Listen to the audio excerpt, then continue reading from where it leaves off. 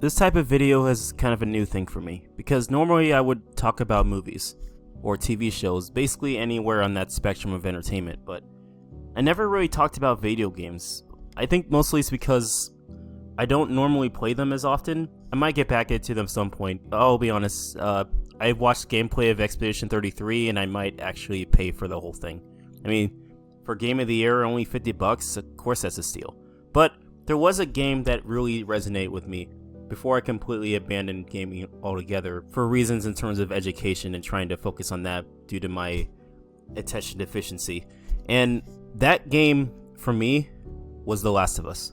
Not only was this a suspenseful, frightening, and also very emotionally gripping type of video game in apocalyptic zombie setting, but it also gave birth to probably one of the greatest father and daughter relationships in the history of entertainment between Joel and Ellie. While they're not exactly father and daughter, it does resonate with the kind of grief that Joel is going through after losing his daughter 20 years before the apocalypse even started. And it tells this gripping emotional story between these two characters, seeing how they're lost and angry in their own way, trying to figure out what it is to do with their lives in this sort of apocalyptic setting. But their goal remains pretty simple. Ellie potentially has a cure to end all of the zombies spreading their poison along other humans, and she potentially has the cure to stop it all. But they have to travel all across apocalyptic America in order to find that cure, to meet a certain union known as the Fireflies, who will potentially give them the cure in order to stop the apocalypse from continuing. And throughout that journey is where their relationship grows like a flower in a garden. It's that beautiful, but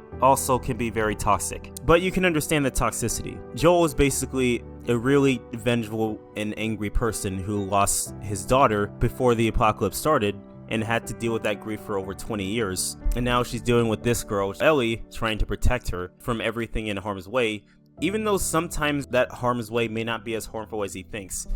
But that's why he's always so secluded and less trustworthy to other people besides the one he's close to. He only trusts very few people, and that creates a sense of paranoia that everything around him is just there to ruin his life. So he has to put a shield and a sword ready to stab and murder whatever moves. But you can understand that, because in this sort of setting where everything and everyone is trying to kill you, of course he would be defensive. So what makes sense as to why he acts that way.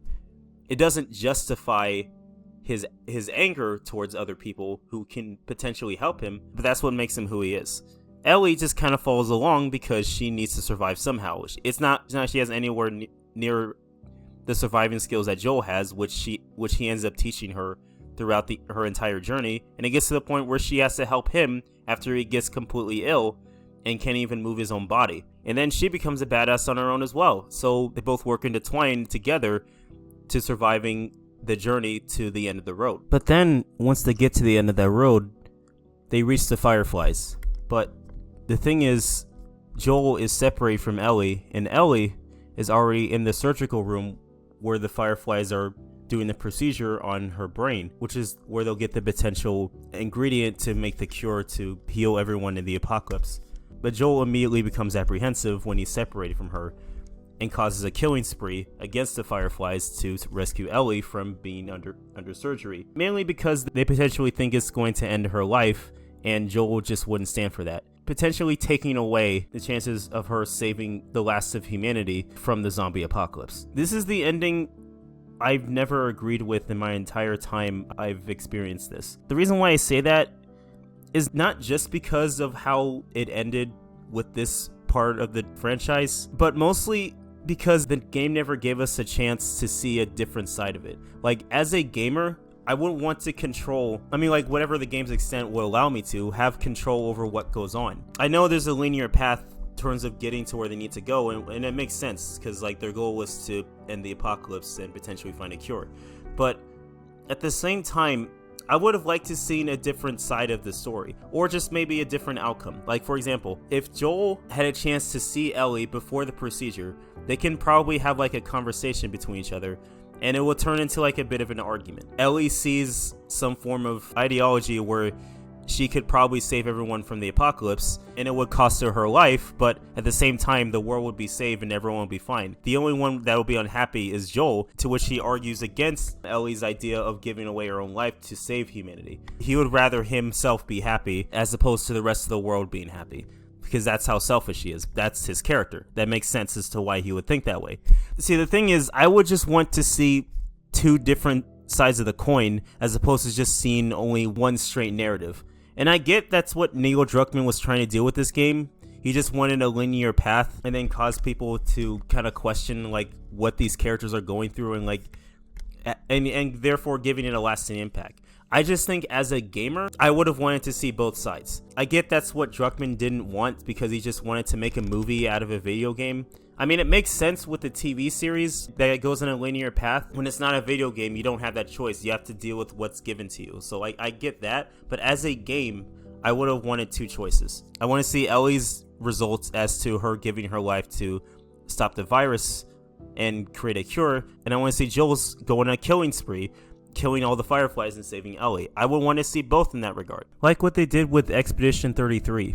I've also seen gameplay of that too, all the way to the ending, and I actually want to play the game myself just to experience it. But what they did at the end is what I wanted to see from The Last of Us. I know they're completely separate genres, but my point is, in terms of treating the gamer and treating this as a game, you want to have as much control as possible based on the narrative is given to you. I don't want to say too much about it because I want people to experience the game themselves, so I don't want to spoil too much. But basically, at the end, there's a choice where you get to make where you can either keep what's there, that everything that you've experienced in your life, and try to change it as much as you want to because they have that power in the game, and as well as to go back to reality. Therefore, you can see two sides of the coin.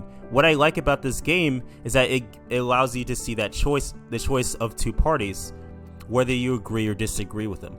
That's what I wanted with The Last of Us. I just wanted to see two sides of the coin and not to say, well, you could have done this or you could have done that. It's like Neil, it's a video game. It's not a movie, okay? There doesn't need to be one simple narrative where we can't choose what we should do. It just doesn't make any sense in this regard. It makes even less sense with the sequel, where Ellie goes through this revenge scheme against Abby, trying to kill her, but then she just doesn't go through with it, and that's the narrative we have to deal with. Like, what about seeing both sides? Like, why can't we just see both sides of it? I don't hate this game because of it. I just think there should have been more thought put into an ending as a video game. But it is what it is, I guess. I'm not mad. I'm just a little bit underwhelmed.